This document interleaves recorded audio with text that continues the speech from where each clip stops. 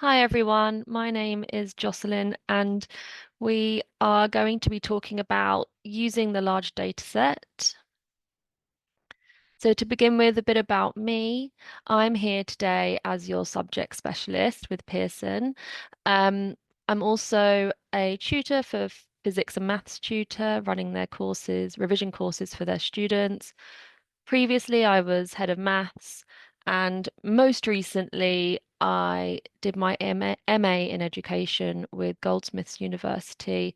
Oh, excuse me, with a focus on flexibility within teaching. And I've just added a couple of readings there that particularly inspired me in case anyone is interested in that topic. Talking about the aims for this session, we have got familiarity and engagement for the large data set for both you and your students, resources, and throughout this afternoon's session, I'm going to be differentiating a lot between resources and assessment because it is not possible, or I don't think it's possible, to use the past paper questions as a way of teaching the large data set, and I'm going to explain why that is.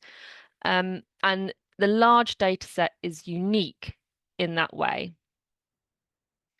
At the time, we will, at the end, we'll have time for a Q&A as well. I will stay behind at the end for at least 5 minutes.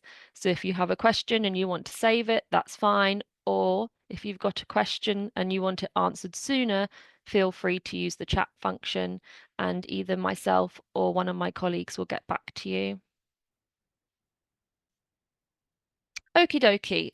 Introducing the large data set. What Ofqual say. So someone's already mentioned other exam boards. It was a requirement by Ofqual for 2018 examinations that all exam boards introduced at least one large data set.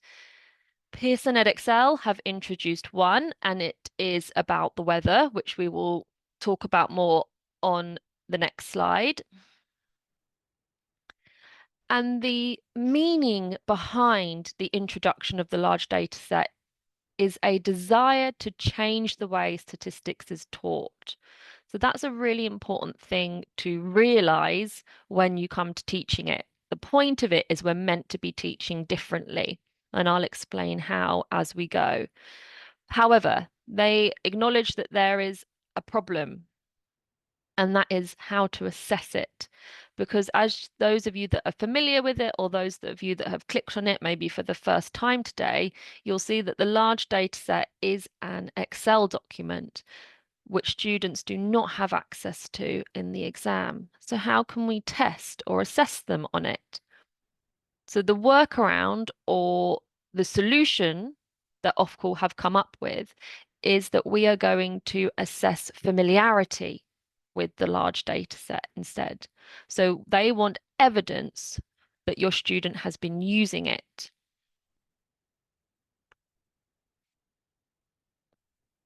So there's a link to this in the chat, or you can get there directly from Google if you just Google Pearson large data set. I would recommend bookmarking this or having a version downloaded on your laptop if that's possible. It's an Excel document. It's quite large. It is 16 sheets. So already it's not really possible to memorize this. It's certainly not possible for me to memorize this. The large data set focuses on the weather and 11 variables measured relating to weather. It takes the data comes from 2 years, 1987 and 2015. So this you need to know, and this your students need to know. It covers 6 months, May to October. And this first sheet, it's called the information sheet, is super useful. I highly recommend you read this before you start teaching with it. And ideally, you'd get your students to read it as well. You could set them a homework to read it, make some notes. It goes into quite a lot of detail about some of the variables, some of the nuances, and it also gives you an idea of what you should be doing with the large data set. So if you can see, if your screen is nice and big, some of the tasks that this should be used for include selecting a sample, cleaning the data, creating diagrams from the data, calculating summary statistics such as mean and standard deviation, calculating regression equations and correlation coefficients, and then finally hypothesis testing. And hopefully today I'm going to touch upon all of those, or at the very least guide you to places where you can find resources for those. And actually, the one of the bigger points I'm trying to make today is how you can create your own resources, because I think creating your own resources is a really useful skill to be able to have for this topic.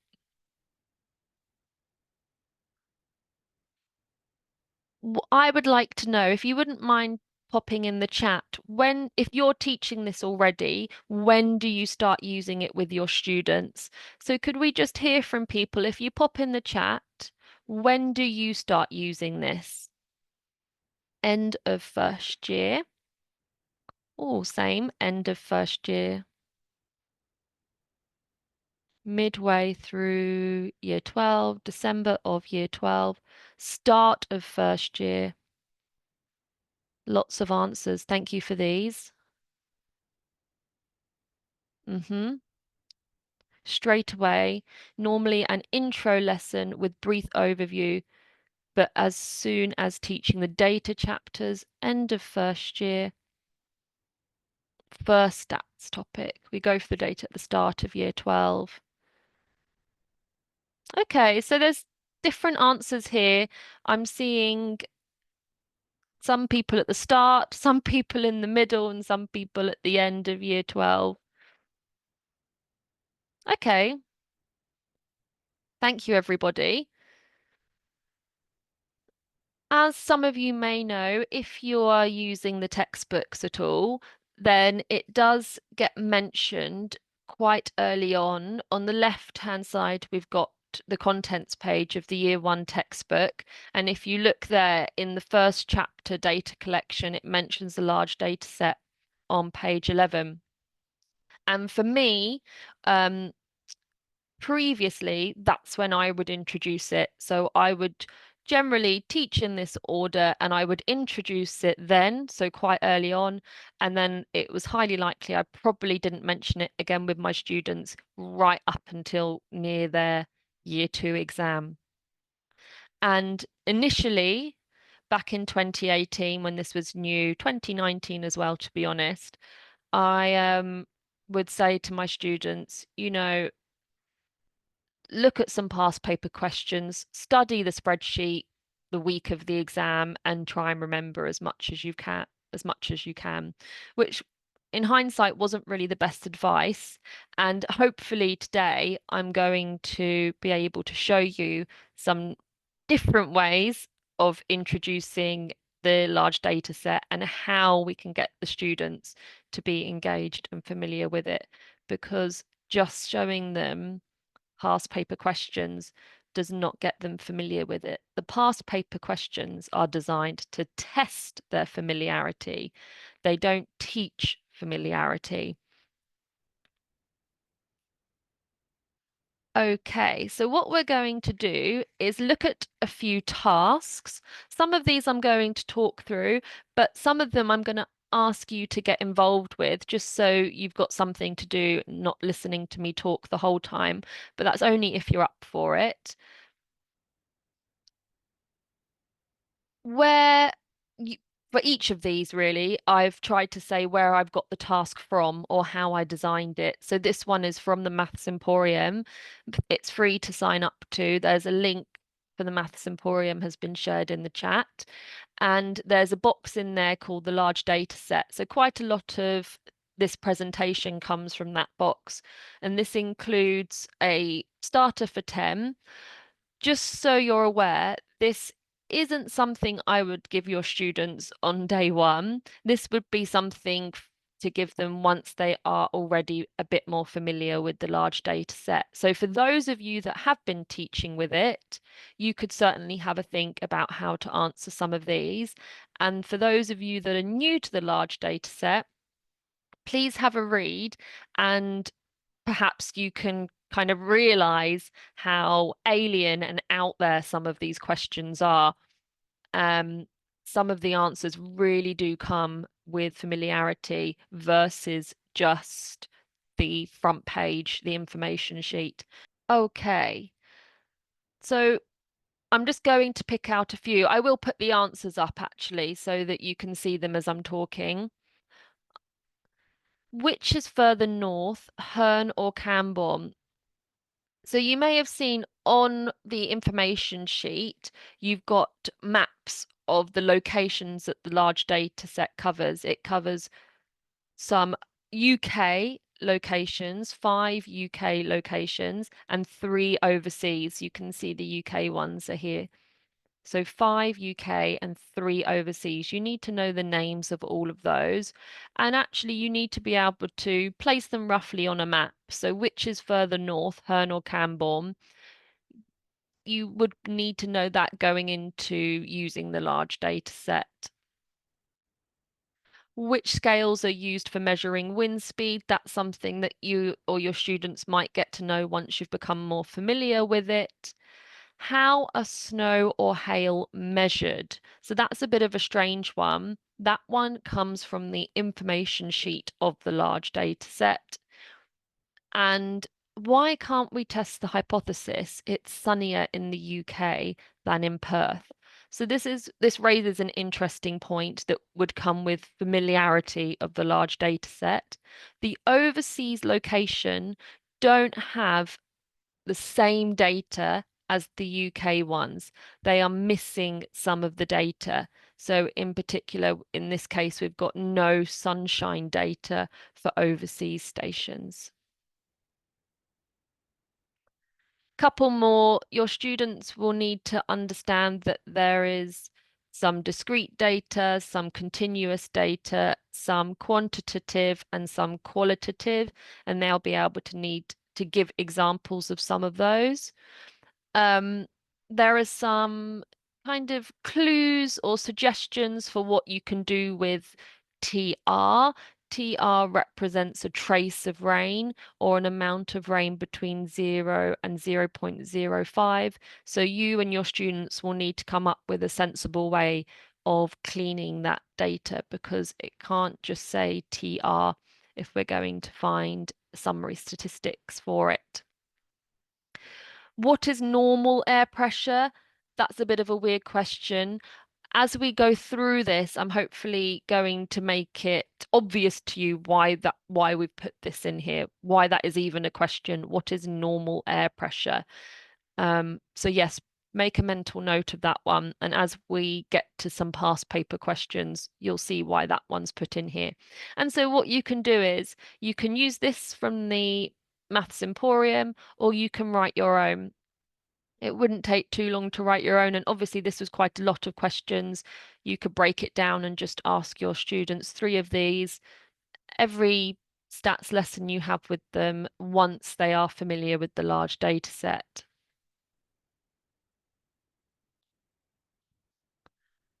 We have now got our second task, scatter graphs. As you can see in the top right, I have created this question myself based on AS specimen paper question 3. That can be found in the Maths Emporium.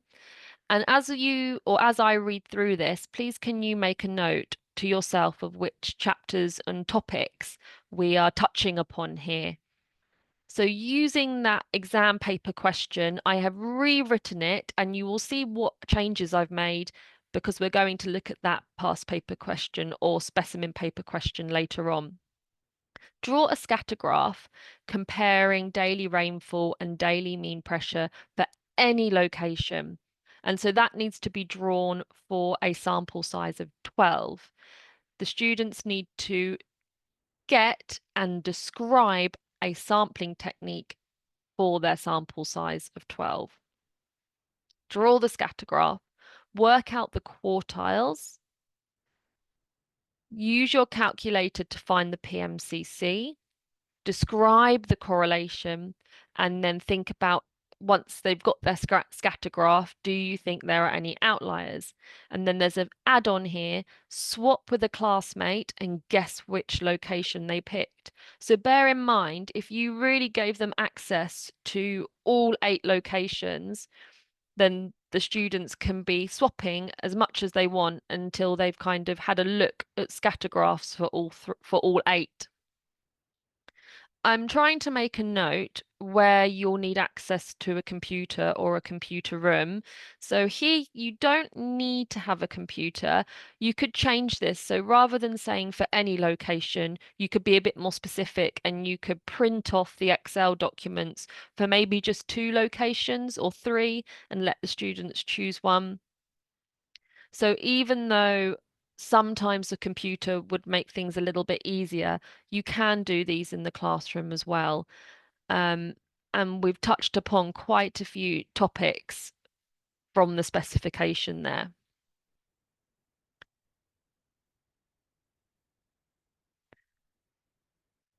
Now I'm going to show you how we can do this using Excel.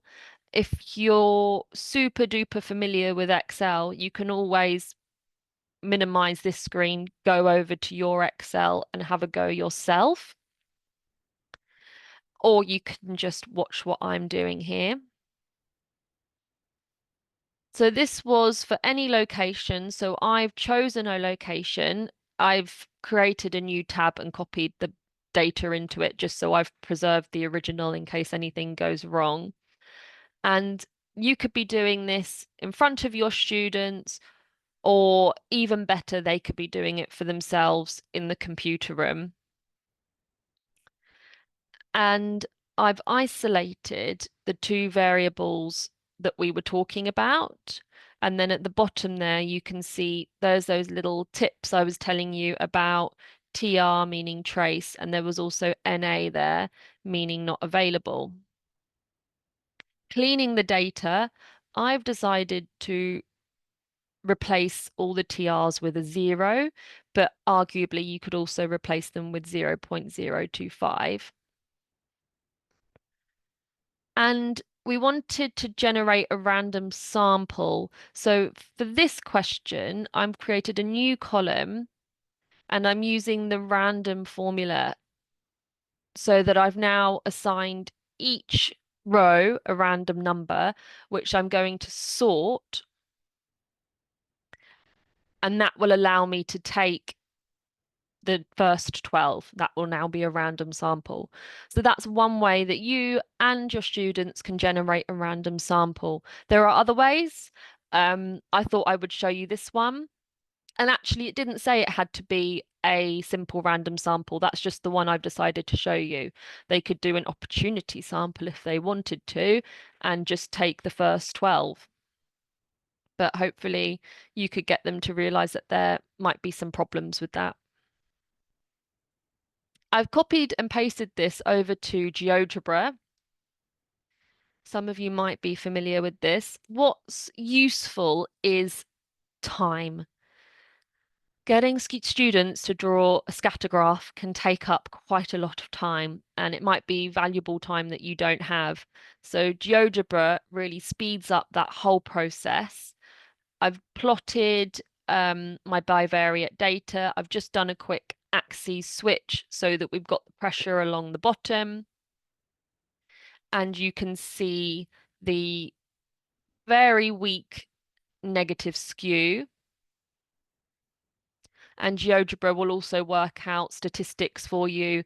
Here, I haven't put them all up. It does do your quartiles for you. But here we're looking at the PMCC. The PMCC was really weak.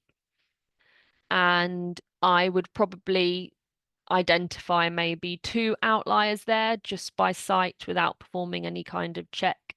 And this is the kind of thing that you can talk about with your students. And then you can visualize or you can see the horizontal axes with those pressures on there. So already me asking about what is a normal pressure or an expected pressure, we've already got a sense of the fact that pressure is in the thousands, which we might not have known initially. Okay, I'm going to do I'm going to read out this one and then I'm going to give you a bit of time to have a think about how you would do it yourself. If you want to, you can actually do it yourself. This is another one I have written based on an AS sample assessment material paper, question one. Again, we will look at where I got this from and how I kind of adapted the question. One thing you'll notice is I'm not giving you any excerpts from the large data set. I'm just telling my students to go off and use it. Um, so here we've got task 3A, measure of location and spread. Select a sample of 20 from daily maximum gust for Camborne in June and July 1987. Describe your sampling technique, calculate the mean and standard deviation. So if you wouldn't mind, again, I'm just going to pause and give you a few moments. If you've got your large data set open, please click over to it, isolate the location, months and year that we're talking about, and either think about or even better, do generate a sample of 20.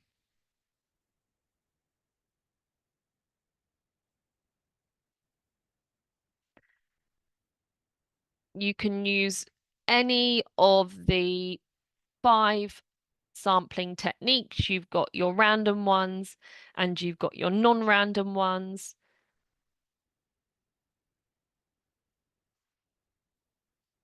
And again, I've made a note that you don't need a computer for this one. This one, it's just one sheet of the Excel document.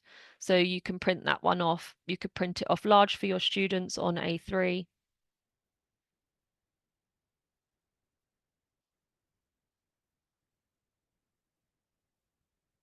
And I will also talk about how you can do this in the computer room. If anyone's managed to already generate a sample of 20 and has their calculator ready to work out the mean, you are more than welcome to pop your mean into the chat.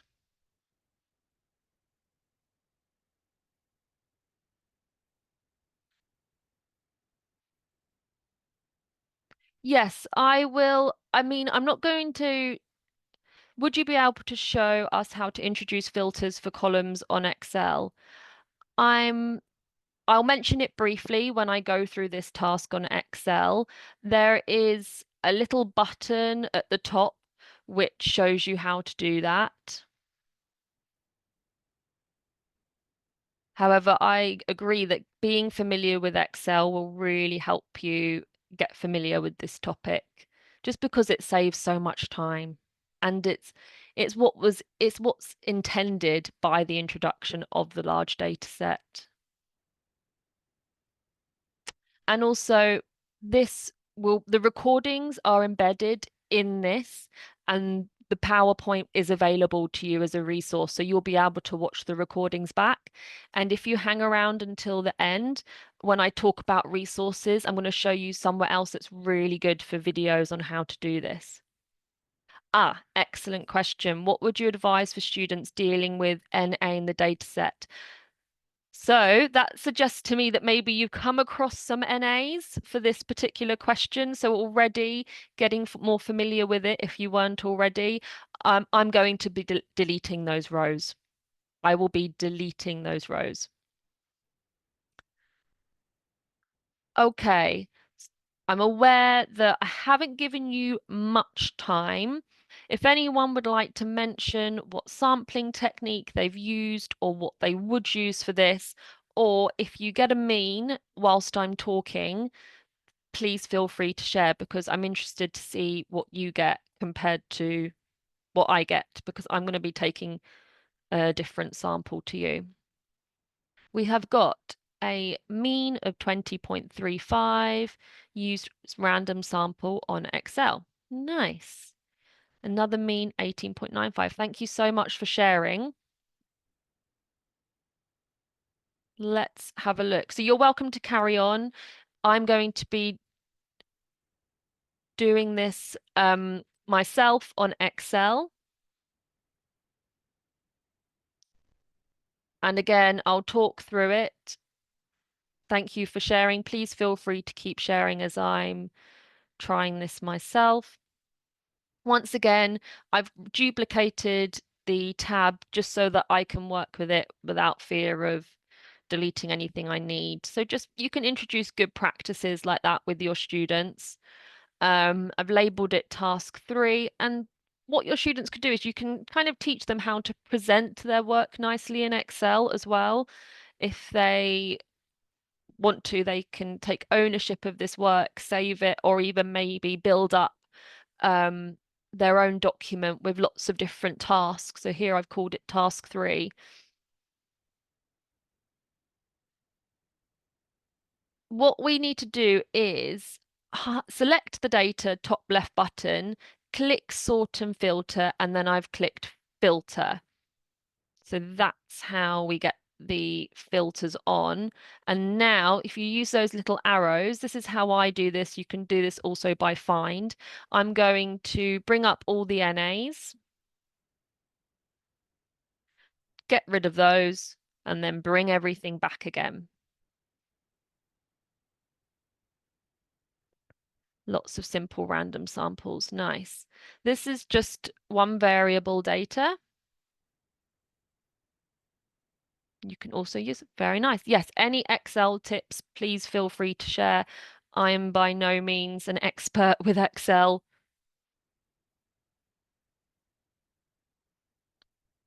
So I'm showing you a different way of generating a random sample because we've just got one variable now. If you click on the data tab, it hopefully yours says data analysis, and then you go to sampling, and here I can generate my random sample.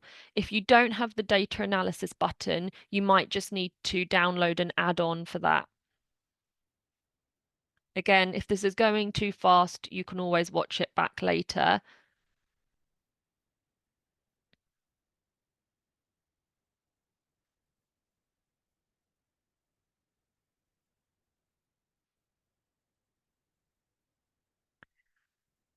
And this time I'm going to stay in Excel. Systematic sample, lovely, thank you. And I'm going to use the formulas for mean, so average, select your data. Again, there's probably a quicker or cleaner way of doing this. Make sure students label what they're finding. We'll also find the standard deviation. So I've got 19.85. I can compare that with some of you. Some of you have got less, some of you have got more. And then standard deviation formula is standard deviation S for sample. And I have got 7.7. Slightly, yeah, again, an in-between standard deviation compared to some of you. And then you can use move the decimal point so that we round these to either 3DP or 3SF.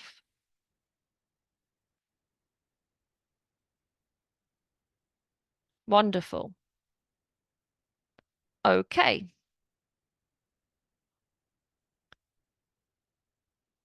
So within that task, I think we kind of became familiar with or experienced the issue of cleaning the data with regards to NAs.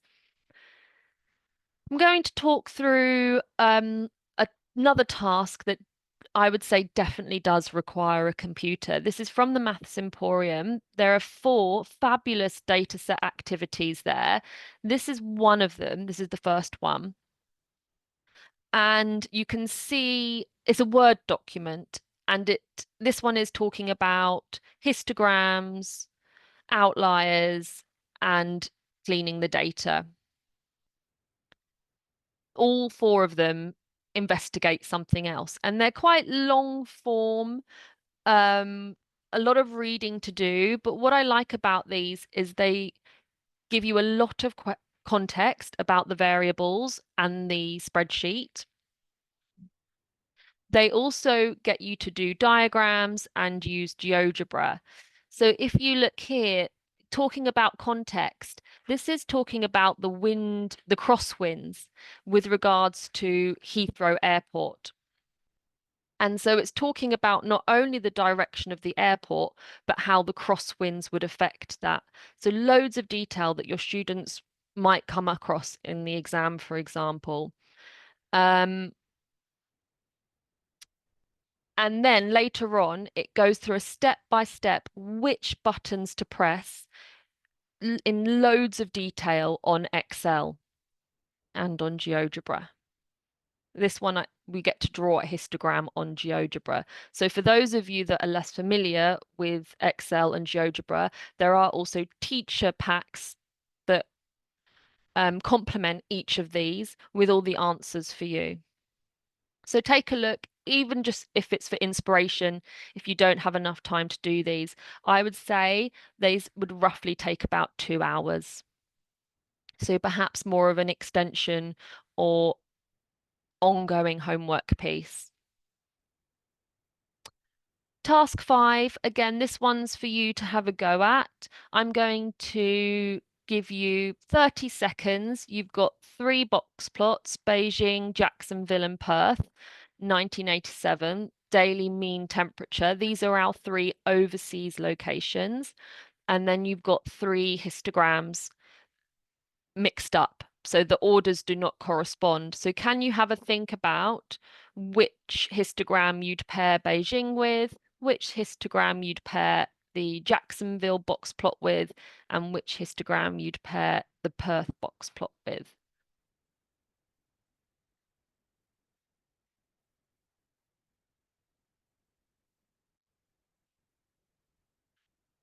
Let's hear from some of you in the chat. So which histogram, first, second, or third, would you pair Beijing box plot with?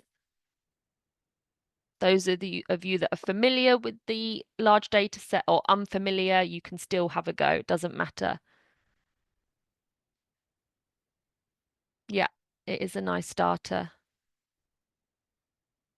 Lots of people saying 3. I think this question, to understand which one goes with Beijing, you also need to identify Jacksonville. So would you mind typing in the chat now which one goes with Jacksonville, please? Lots of people said 3 for Beijing. So now we're on to the second one, Jacksonville. Yeah, exactly. So Jacksonville is going for 1.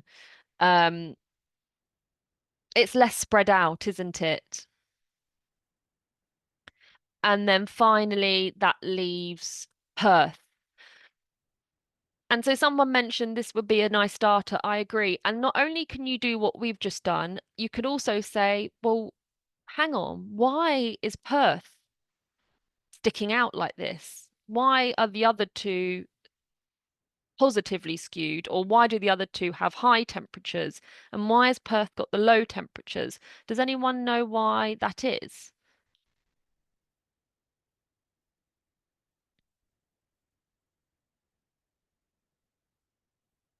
Yeah, exactly. Yeah, hemispheres. Good. So just getting those conversations going that this is May to October and where Perth is in the southern hemisphere, they'll be experiencing their winter. That kind of conversation is really important to be having with your students rather than them even either having to memorize that or come across it for the first time in the exam. I didn't even have to draw these. This took me maybe 3 minutes to create. I went to the Maths Emporium and used the graphs from the edXL large data set. So these are already created for you. You can find box plots, histograms, amongst other things for all the data in the large data set. No computer needed for your students. You do need a computer initially to create it. So I think that's a really nice task. Are they created using GeoGebra? I'm not actually sure, to be honest with you. One of my colleagues might be able to answer that. They certainly look like they might be. Excel does box plots vertically. Thank you. Um, oh, look, and there's the solutions as we correctly identify. Where else could you find tasks? So I've given you a few ideas, including making your own. The textbook has some. And a suggestion for you would be if you're deciding to set your students some work from the textbook and you've got a choice, some questions talk about the large data set and others don't, why not always pick the one that does? In addition, in the textbook, just like in the past papers, they give extracts because students do not have access to the large data set in the exam. So we give them extracts. But I would encourage you to instead give your students all of the data where possible or a selection and let them get the extract themselves. Let them get the sample. Let them see and work with the data. Let them see those NAs and those TRs. And if you're wondering, I've pointed you in the direction of some sampling methods questions and a hypothesis testing one. So if you want to see what this would look like in hypothesis testing, please check out the question I've suggested there.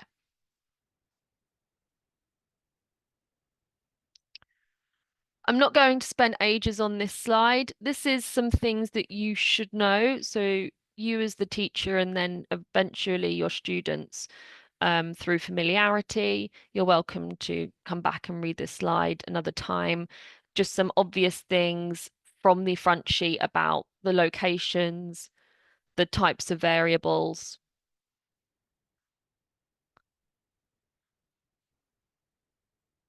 And then we're going to look at a few ways that this is assessed, but this is not the main focus of this afternoon's presentation. The main focus has been on how you would deliver this and how your students can be successful by becoming familiar with it. But it is important to see how they will be assessed with it. As I've already mentioned, it assesses their familiarity.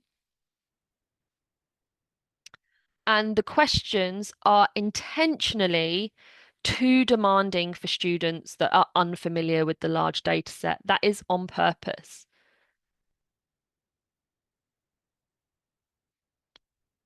Let's have a look at a few of these. Hopefully, a couple of these will look familiar to you. I've tried to make a note of where I've got each of these from. So in the top left, you can see this is AS, and top right, you can see these are all from the Maths Emporium. This one's a sample assessment material. So here we have Gust, Camborne, June and July 1987. Hopefully that rings a bell. So Sarah selected a sample size of 20. So you can see this is a typical past paper question. It's a sample assessment material, but this is the kind of thing they'll see. So the sample's already been done. Your students don't get to do it. From June and July, Sarah selected the first value using a random number from 1 to 4 and then selected every third value after that. So again, Sarah's doing it all. I would invite you to flip this around in lessons and get your students to do it because you're not just testing the large data set. This is making them work on their sampling techniques as well. Part B, from your knowledge of the large data set, explain why this process may not generate a sample size of 20. Again, how would you know this unless you've tried it or unless you've seen Camborne, June and July? And then finally, this one just wanted you to find the standard deviation. I also spoke about the mean.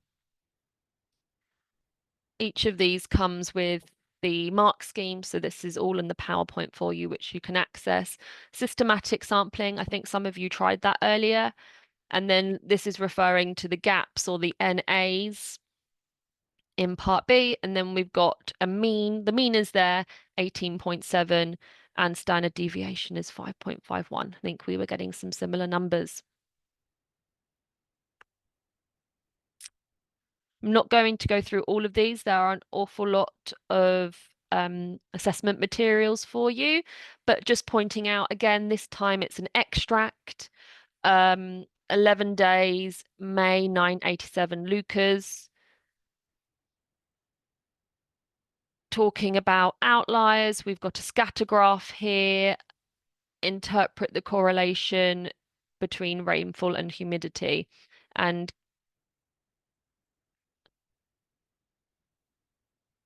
if you glance down to part E of the mark scheme, it's continuing to talk about the large data set and how we can get a better sample or what type of sample we should have taken to make this more representative. So she should have used data from more of the UK locations and more of the months. So your students demonstrating that they are aware there are more locations and that there are 6 months in the large data set. This one I like. This is rainfall and pressure in Perth during 2015. Sample size of 12, it's already given to you. Scatter graph already given to you. John has been studying the large data set and believes that the sample Pete has taken is not random. From your knowledge of the large data set, explain why Pete's sample is unlikely to be a random sample. We haven't looked at Perth 2015 rainfall and pressure together this evening, but does anybody know why this scatter graph or this sample, so you can look at the table or the scatter graph, does anyone know why this is unlikely to be from a random sample? Does anyone know what is going on that sheet? Or you can have a look at it if you want, if it's open, having a look at Perth 2015. What do you notice? Yeah, exactly. Thank you. Most rainfall data is 0 for Perth. So thinking about how you could rewrite this question for your students to do in class that would let them see that for themselves. Because if they simply go into the exam unfamiliar, it's quite unlikely that they would know that.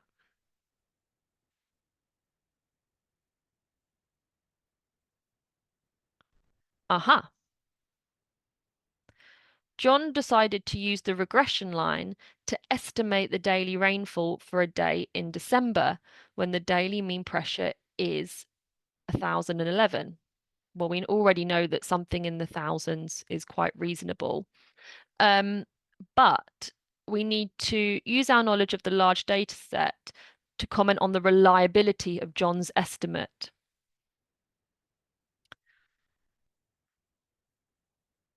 Does anyone know why this estimate using a regression line for rainfall, does anyone know if this would be accurate or inaccurate?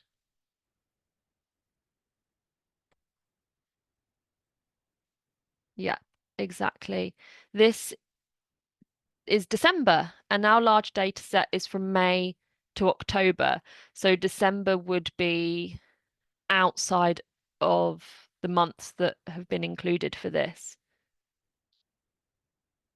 And then in the chat, we've also mentioned the Great Storm of 1987. Yes, the Great Storm, you're welcome to have a look at that with your students. Off the top of my head, it isn't super visible in the large data set. I think pressure might be the thing that's most affected by the storm or storms. So maybe go back and have a look at what happens to the pressure. It has come up. Cool. Yeah. So, but bear in mind, just because something's come up in an exam question, due to the scope of the large data set, there are so many things that can come up. It really is impossible to know. So what we have to do is get our students familiar with the large data set instead. Mark scheme for that. This is exactly what we were talking about. I'm going to start moving towards some of the resource slides now.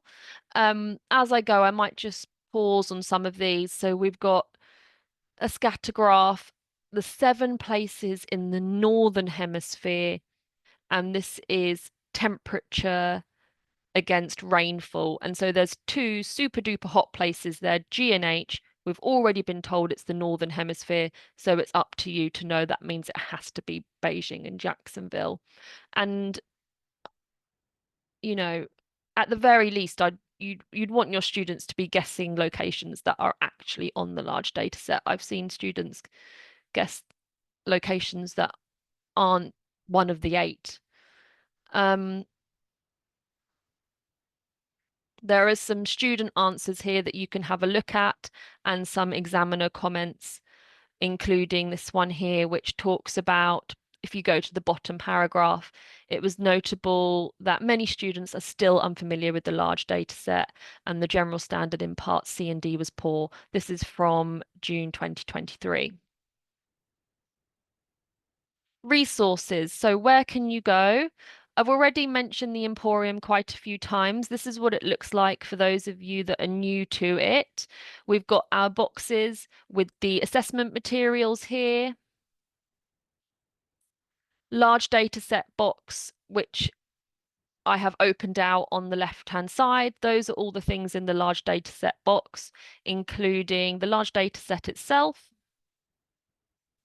the starter for 10, the graphs, the data set activities, that's those 4 investigations, summary statistics. I haven't shown you that yet. I'm going to give you a glimpse of that. This large data set presentation will be there. And before I move to the next slide, if you look at the bottom right, there's actually a new box there now called the question bank, which has got a bank of large data set questions that you can go and check out. This is the summary statistics. I haven't used this today, but you could try and create some questions from this, getting students to maybe compare or guess which location they're from. It just saves you having to do it yourself. And this is what the links to the graphs look like and what graphs there are for you. Someone in the chat earlier that mentioned how to do specific things with Excel. So you can look back at my videos, or this is another great resource for the videos. If you see on the right hand side, there are videos for Excel. This is from the MEI website. Using Excel, they do cleaning data and dealing with missing data, copying and filtering data, amongst other things, and also using GeoGebra, scatter diagrams, trend lines and correlation, drawing histograms and box plots. So I think these are really useful and worth taking a look at.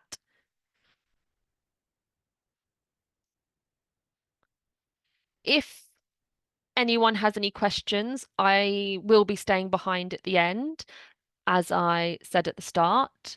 So before we wrap up, just to summarize the things that we've spoken about, looking at familiarity is really the key thing to do here, and how you can do that through quickfire questions, exam style questions, so rewritten without the extracts, textbook questions, GeoGebra Excel based, the investigative ones, and finally the assessment, so the past paper questions. But where possible, I would rewrite them as tasks and call them that if you like. If you've got any questions, you can get in touch by this email you can get in touch with Vicky Wood on this email, and there's also a phone number there and a link to book an appointment with your subject advisor. You can find out more about upcoming future events if you check out the Professional Development Academy. And I think a feedback link has already been posted in the chat, but your feedback really does matter. It will be used for improving future versions of this event. And so, yes, I'd just like to say a massive thank you to everyone. and thank you for contributing in the chat. It's been really wonderful to see what you've all been saying and how you've been engaging with the material. So thank you and have a wonderful evening.